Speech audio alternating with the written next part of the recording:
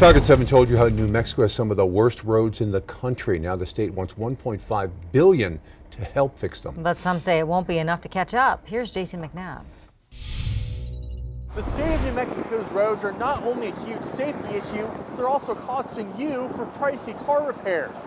Some legislators say we're billions of dollars behind the amount that's going to take to fix all of New Mexico's roads. We've shown you how rough the conditions of New Mexico's roads are.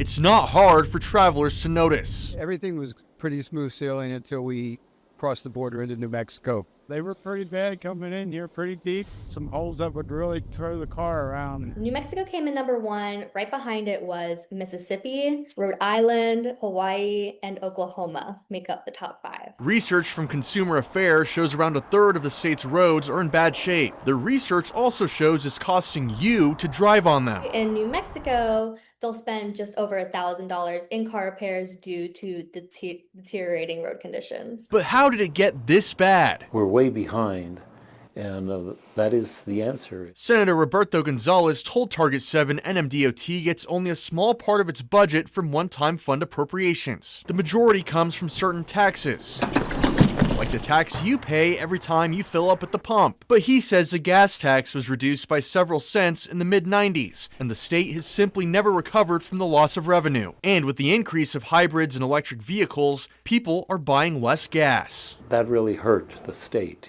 because that's millions and millions of dollars that have not come in to the state since 1995. Senator Gonzalez is trying to find another way to help address the funding shortfall this legislative session. He's a sponsor of Senate Bill 2, which would provide $1.5 billion in funding bonds over a period of around 20 years for NMDOT to address the most dire roads. Department of Transportation Commission would identify projects, and as they're identified in their priority list, then having the bonding available, we would be able to fund these projects from start to finish.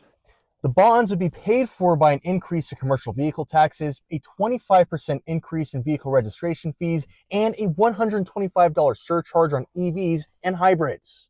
However, Gonzalez says the $1.5 billion, which equates to around $70 million a year, is just a small start. No, it will not be enough. The need for the state is at right about $7 billion.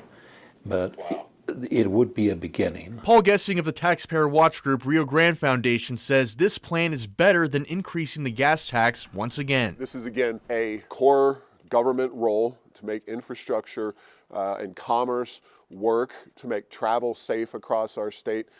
These are things that unlock our economic potential as a state. The $1.5 billion in bonds passed both the House and the Senate and is now headed to the governor's desk.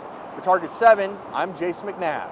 If you have a tip for us to investigate, call 505-884-6347 or email target7tips@koat.com.